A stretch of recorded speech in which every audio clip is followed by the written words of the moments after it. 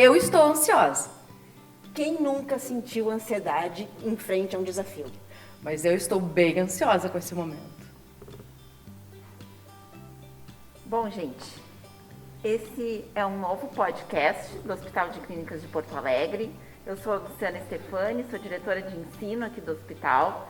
E nós vamos começar com uma temporada falando sobre assuntos relacionados ao ensino. A gente quer ficar mais próximo das pessoas. A gente entende que as pessoas aqui do Hospital de Clínicas têm muito a contribuir com a sociedade. Então a gente quer falar de assuntos que interessam a população, a gente quer chegar mais próximo, a gente quer não só falar de doença, mas de assuntos que previnam as doenças. A gente quer que as pessoas não cheguem no hospital. Então a gente vai desenvolver uma série de assuntos ao longo dos próximos meses para que as pessoas possam se sentir mais acolhidas e que se sintam com informações que realmente sejam verdadeiras e informações que ajudem as pessoas a se desenvolver melhor no dia a dia. Que bacana, professora. Sabe que a gente começou com essa brincadeira de estou ansiosa, estamos mesmo, mas é que hoje nós viemos trazer mais respostas do que perguntas. E nós temos para esse primeiro episódio uma convidada muito especial. Além de muito querida, ela é especialista no tema e vai falar para a gente hoje sobre ansiedade. A professora Gisele Guzmão. Bom, sou eu, então agradeço muito o convite de estar aqui, ansiosa pelo primeiro podcast do Hospital de Clínicas, que bárbaro! Eu sou a Kerley Scremin, sou Relações Públicas e estou aqui com a minha companheira de apresentação, a Betânia. Então tá, eu vou me apresentar também, meu nome é Betânia, eu sou professora do Departamento de Pediatria da Universidade Federal e aqui no Hospital de Clínicas eu sou assessora da professora Luciana, nossa diretora de ensino. Bom, então já que o assunto é ansiedade, vamos começar do início. Professora Gisele, o que é ansiedade? Bom, então o que é ansiedade? A ansiedade é uma emoção. E quando a ansiedade aparece? A ansiedade vai aparecer como uma resposta, vamos dizer assim, do nosso corpo, adaptativa, normal, frente a uma situação que a gente se sente ameaçada, temendo. Então, qualquer situação diferente que pode aparecer uma ameaça, a ansiedade, ela aparece como um susto, como uma tentativa, um alarme para fazer a gente tomar decisões, lutar, enfrentar a situação ou escapar dela, né? Então, ela é uma resposta adaptativa normal frente a todas as situações do dia a dia. Eu, como ansiosa, fico muito tranquila em ouvir isso.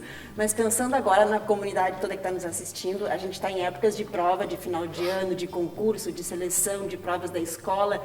É normal ficar ansioso nessa época do ano, em frente a esses desafios? Sim, porque como a gente estava conversando, todas as situações novas ou ameaçadoras, do tipo prova, que a gente se sentiria ameaçado frente ao resultado, ela é a resposta adaptativa normal que deveria acontecer. Porque a ansiedade é que vai fazer a gente estudar para a prova. Se a gente não tivesse ansiedade ou se a gente não ficasse apreensivo frente a essa situação, possivelmente a gente não tomaria decisões frente a essa situação, que é estudar ou não estudar e dizer: eu não estou preparado para esse momento, não vou fazer. Porque essa é a tomada de decisão que a gente avalia risco e recurso para enfrentar com mais ou com menos ansiedade. Mas ela seria uma resposta adaptativa completamente normal e seria esperado que as pessoas tivessem ansiedade frente a uma situação de prova, porque justamente isso vai fazer com que elas se preparem mais. É claro que tem situações que tem um nível ótimo para ansiedade. E às vezes até a gente aprende quando a gente tem uma emoção envolvida, que pode ser até a apreensão. Só que quando isso fica demais, nós temos um problema, mas nós vamos ver depois, né? Então, professora, mas assim, para quem está nos ouvindo, assim, eu tenho uma prova e aí eu estou ansiosa. E nem sempre eu vou ter a consciência de que o recurso é eu estudar. Tem alguma ferramenta, alguma coisa que possa ajudar nesse processo, que as pessoas possam, para as pessoas ficarem mais tranquilas, enfim, tem alguma forma que a pessoa possa usar como ferramenta? Sim, porque o que a gente faz é, Frente a essa situação que é ameaçadora, a gente responde com alguns, é como se fosse um círculo. Tem a emoção, a ansiedade, tem o pensamento, ai, ai, ai, e tem um comportamento.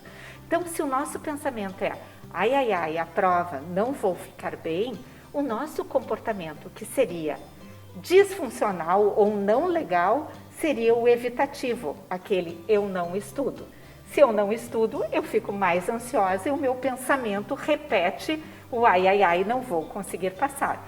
Por outro lado, se a gente puder fazer um equilíbrio, não, eu já fiz provas, eu já passei, eu estou me treinando, eu fiz um simulado e fui bem, eu fiz a prova passada e fui bem, eu vou trocando o meu pensamento e o meu comportamento, ele não é evitativo, ele faz com que eu estude mais, porque eu estou me lembrando de coisas positivas que já aconteceram em outros momentos, e isso vai fazer eu reduzir a minha ansiedade. Então, eu posso reduzir na medida em que eu troco o pensamento, e eu posso reduzir na medida em que, ao invés de eu ter um comportamento que aumenta a minha ansiedade fugindo e evitando, um comportamento mais proativo em relação a me sentir melhor. E nesse sentido eu vou reduzindo a minha ansiedade. O que mais que eu posso fazer? Eu posso respirar mais tranquilamente, eu posso tentar meditar, que é prestar atenção no momento presente, porque senão a gente vai estar ou antecipando um futuro catastrófico ou, de repente, ruminando um passado do que eu não fiz. Ai, devia ter começado a estudar antes, não vai dar certo. E isso faz com que eu não foque no que eu tenha que fazer nesse momento, estudar. Muito legal, eu achei interessante, a gente ficou falando, Gisele, eu fiquei pensando na diferença de a gente ser mais construtivo com a gente ou a gente ser mais destrutivo com a gente. Que a gente segure as coisas positivas e seja mais construtivo com o que a gente quer conseguir fazer, né, para enfrentar o desafio. Achei muito legal. E me conta uma coisa, Gisele, existe alguma indicação de medicações ou de algum tipo de tratamento que ajudem as pessoas a estudar? Existe alguma evidência disso? Pois então, isso que eu estava pensando antes, assim, frente à situação da prova. Frente a essas situações difíceis, todo mundo vai ficar ansioso e a gente pode usar algumas alternativas para aliviar a ansiedade.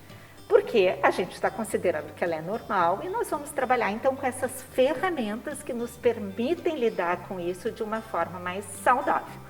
O que acontece quando isso não é mais tão normal? Então, pessoas que têm esse pensamento e essa emoção de uma forma muito intensa, muito frequente, né? Em que a emoção fica muito maior do que o estímulo. Por exemplo, eu estou muito mais ansioso do que, teoricamente, uma prova deveria me deixar. E eu fico ansioso não só quando eu vou estudar, mas eu fico ansioso todo dia. Eu fico ansioso toda semana, mesmo no final de semana. Eu não consigo dormir. Então, a intensidade, a frequência, a duração e a repercussão disso no meu dia a dia, a ansiedade que seria normal, a gente chama de patológica. E aí nós temos um problema, porque aí muitas vezes não só as medidas essas de hábitos mais saudáveis, de tentar mudar o pensamento e o comportamento ajudam, e às vezes a gente tem que usar alguma medicação para ansiedade, mas nesses casos em que ela não está dentro da resposta adaptativa normal. Então, para a ansiedade, sim, existem algumas medicações quando a gente está com essa ansiedade não normal. E em relação à questão de performance, estudar melhor, algumas medicações que fazem com que a gente estude mais, por exemplo, elas podem piorar a ansiedade. Porque algumas medicações usadas para manter o foco, quando a gente não precisa, elas têm como efeito adverso, ruim, aumentar a nossa ansiedade, porque a gente fica com palpitação. Então, é uma coisa que não necessariamente é o melhor caminho.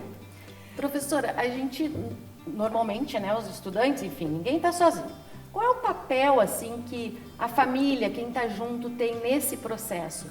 Quando é uma ansiedade normal, enfim, mas a gente percebe que a pessoa não está conseguindo estudar, que ela diz que já vai estudar, mas não vai e tal. Qual é a melhor forma?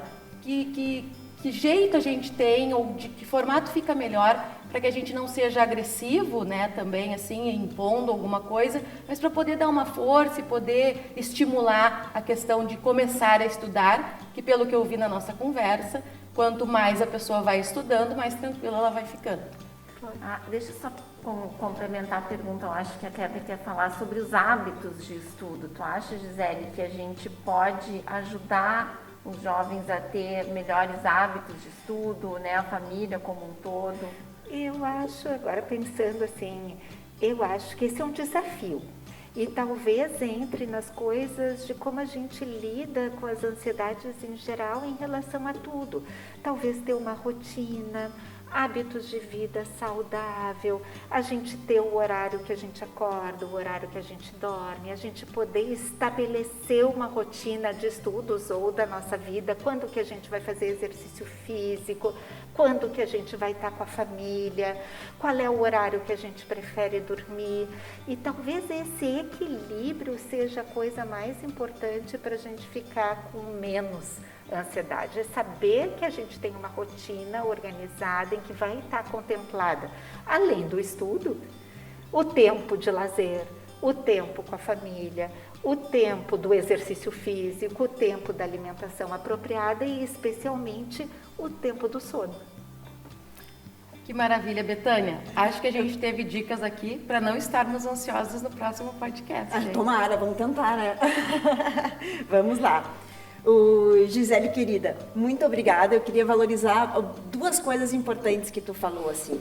Eu gostei muito que tu falou de equilíbrio, quando a Luciana perguntou também sobre estrutura e como, fiquei pensando o cuidado que uma estrutura familiar tem que ter, uma estrutura naquela casa tem que ter nas rotinas, mas de também não gerarem ansiedade em quem nem ansioso tá só porque acham que tem que ter uma rotina de estudo assim.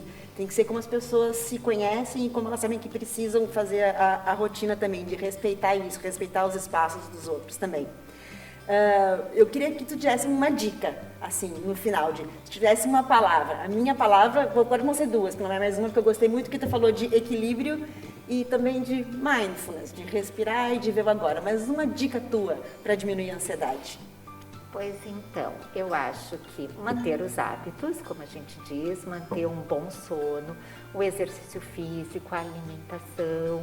Ih, já falei um monte, né? Era para ter falado só uma, né? A própria... E aí as técnicas e as várias coisas e as ferramentas que a gente pode usar.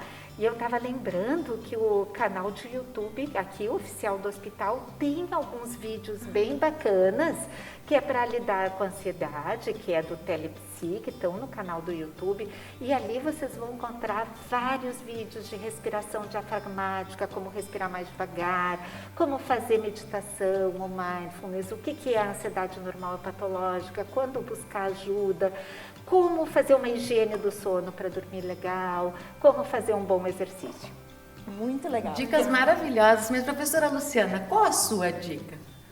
De tudo que a Gisele falou, eu acho que manter atividade física regular ajuda muito. Ajuda as pessoas de todas as idades, né? A gente sabe que cada vez mais o exercício físico tem comprovação científica que ajuda as pessoas. Então, se eu pudesse dar uma mensagem, eu acho: mantenha-se em atividade. Mantenha o corpo em atividade. A minha dica é a respiração, me ajuda muito. Alguns minutinhos por dia, assim, me ajudam muito. Mas nós também queremos saber, né, as dicas dos nossos ouvintes. A gente gostaria que as pessoas participassem com dicas de podcast, de filme, de livro, o que tipo de atividade fazem.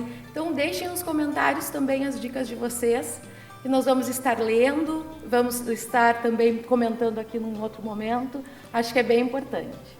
Muito obrigada, Kelly. Muito obrigada, Gisele, por ter aceitado o convite de fazer essa estreia de podcast com a gente. Nós ficamos muito honradas com a tua presença, com a tua participação, querida. Muito obrigada. Eu que agradeço a oportunidade. Obrigada. Eu espero que a gente possa continuar com esses podcasts e que a gente possa ajudar ainda mais a nossa comunidade.